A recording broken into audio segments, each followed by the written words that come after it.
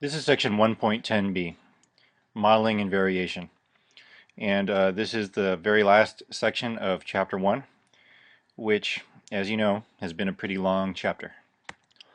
So today we're going to talk about different kinds of variation. Last time we looked at direct variation and also linear regression, which was a mathematical model. Well, today we're going to look at inverse variation, joint variation, and combined variation. So first, inverse variation. A classic example of inverse variation is Boyle's law. It's from chemistry, and it talks about the pressure and volume of a contained gas with constant temperature. And this guy, Robert Boyle, pretty interesting guy. He was an Irish chemist and physicist. He was also a philosopher and a theologian. Um, he lived in the 17th century, and he was the first who came up with this relationship between pressure and volume. Well, it's an inverse relationship. So really what that means, if we just put it in everyday terms, is that if one quantity goes up, the other one goes down. If one quantity goes down, the other goes up. That's called an inverse relationship, and that's what we're talking about when we talk about inverse variation.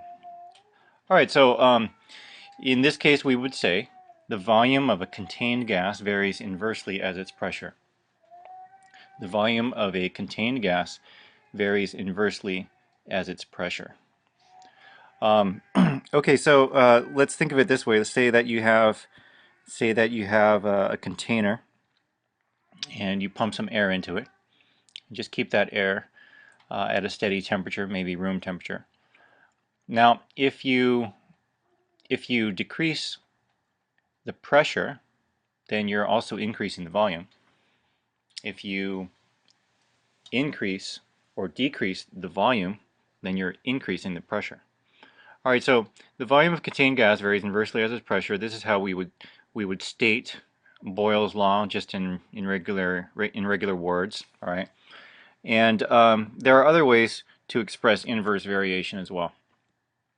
We could say y varies inversely as x. We could also say y is inversely proportional to x. So here I would say that the volume of a contained gas is inversely proportional to its pressure. We can also say y equals k over x for some constant k. And we remember from the last section that k is simply the constant of proportion. All right, and the k really just depends on each case.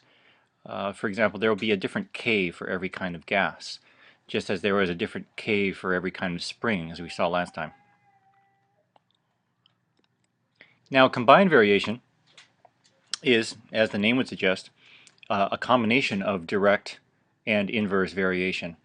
And so here a classic example is V equals kT over P. The volume of a gas is equal to its temperature times a constant divided by pressure. Now, what we'd say here, or another way to express it, is the volume of a contained gas varies directly as its temperature and inversely as its pressure. Now, in the last example, we had to put forth the condition that the temperature is maintained constant. Well, with the combined gas law, we don't do that.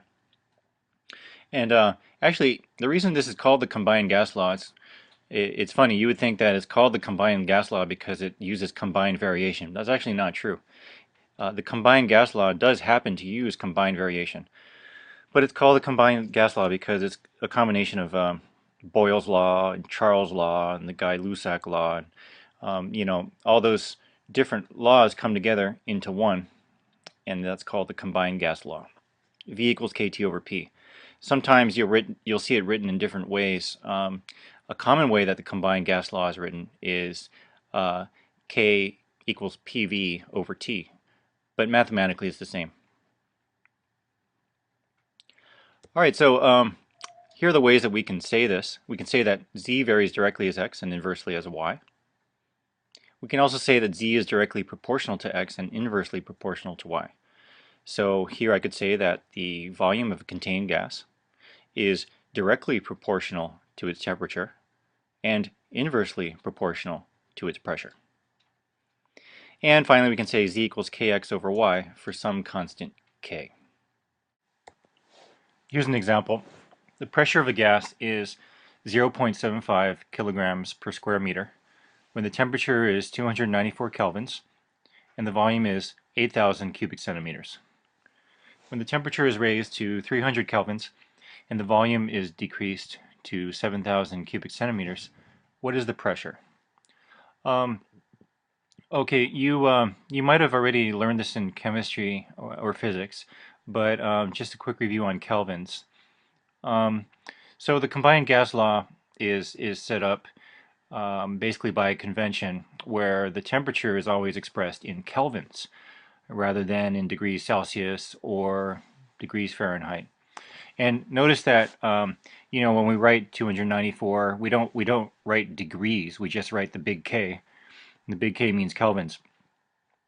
So what is a Kelvin? Well, the Kelvin is based on absolute zero. All right, so absolute zero is that temperature at which all molecular motion stops. You know that molecules and atoms are always moving because of temperature that gives them kinetic energy. But when there's absolutely no temperature, it's because there's no molecular motion. So negative 273 degrees Kelvin is absolute zero. And 273 degrees Kelvin is 0 degrees Celsius. All right, so 294 kelvins is 294 kelvins would be the same as 21 degrees Celsius or about 70 degrees Fahrenheit. So this is room temperature. And what you have to do here, this is similar to what we did in the last section, and it's also somewhat similar to the half-life problems. Your first job is to find little k. Now, please don't confuse little k with big K. Big K is just the units for kelvins. Little k is your constant of proportion. So do this problem in 2 steps. First, use your information to figure out what little k is. And then once you have little k, then you can answer the second part, which is, what is the pressure? So pause the video, do this on your own, and then resume when you have an answer or if you get stuck. Let's go through the solution of this example then. The best thing when you're doing any of these problems is write the model. Okay, V equals KT over P is the mathematical model for combined variation, and in this case we're talking about the combined gas law. And then you fill in what you can. 8,000 the volume we're given, 294 kelvins is the temperature, and little k is what we're trying to find because little k is the constant of variation. And 0.75 is the pressure. So we're just filling in our givens because we want to solve for little k. We find that little k is 20.4081632653. Remember that it's never a good idea to round early. You can either store the number in your calculator or write it down, whatever, but don't round off. The temptation is to just consider our k here, our little k, to be 20.4 and then to use 20.4 in subsequent calculations, but that's only going to multiply your errors. Okay, now let's do the second half. And again, when you start the second half of the solution, it's good to write out the model again, just to keep everything organized in your mind. And now we're going to fill in 7,000 for the volume, 300 because that's what we're given. We found k, so we put k in there, and then we divide it by p because p is what we're trying to find. And p turns out to equal 0.875 kilograms per square centimeter. Joint variation. All right, let's talk about joint variation. Joint variation is where you have two quantities that have that direct variation relationship. So here's an example, kinetic energy. I'm not sure if you've seen this in physics already, but the kinetic energy of an object is 1/2 times the mass times the velocity squared. All right, and so m of course stands for mass, velocity, or v stands for velocity. Ke for kinetic energy. This is what we call joint variation. Joint variation is when one quantity is directly related to another quantity. It varies directly as another quantity and directly as a third quantity. So here we would say that the kinetic energy varies jointly as the mass and the square of the velocity. Here's another example, work. Work equals distance times mass times g, where g is the gravitational acceleration constant. Okay, so g here, now g looks like a variable, but actually it's 9.8 meters per second squared. It's just, all it is it's just a unit. It's a constant, all right? It's a constant that depends on gravity. And so if that's our constant, then d is one variable and m is another variable. And so we have work varying jointly as mass and as d, the vertical distance. Okay, so these are two real-life examples of joint variation. And so how do we read or express joint variation? We say z varies jointly as x and y.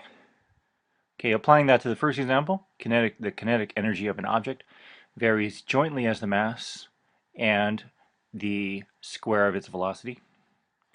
Applying it to the second example, we would say work varies jointly as the mass and as the distance. Z is jointly proportional to x and y. The kinetic energy of an object is jointly proportional to the mass and the square of its velocity. Work is directly proportional to the mass and the distance. Okay, you get the point. You understand that you can express joint variation in various ways. Now let's go and look up here to the kinetic energy example. All right, if kinetic energy is one variable and mass is another variable, and v squared is my other variable. Remember, I'm looking at v squared as a unit, just v squared together, the square of the velocity. Well, then what's my k? My k is 1/2. My k is 1/2. Or in the work example, work equals dmg. Well, work is one variable, d is another, and m is another. So what's my constant? My constant k is g, because g does not change. So here is two sets. Here are two sets of review problems: review set A and review set B. So the new material from section 1.10b is incorporated into review set A. So what I'd like you to do then is do review set A first, B second, and change the instructions in number 134 of review set B. The book has x cubed and cube root. What I want you to do is use x squared and use the square root. And the reason that we're going to do x squared and the square root instead is because that's going to help us to learn the domains and ranges of inverse or composite functions better. All right, so we'll start working on these in class, and then you can finish. The point of review problems is to practice for the test. So keep that in mind, and if you get stuck, I am going to post some solutions that you can consult, and hopefully that will clarify things.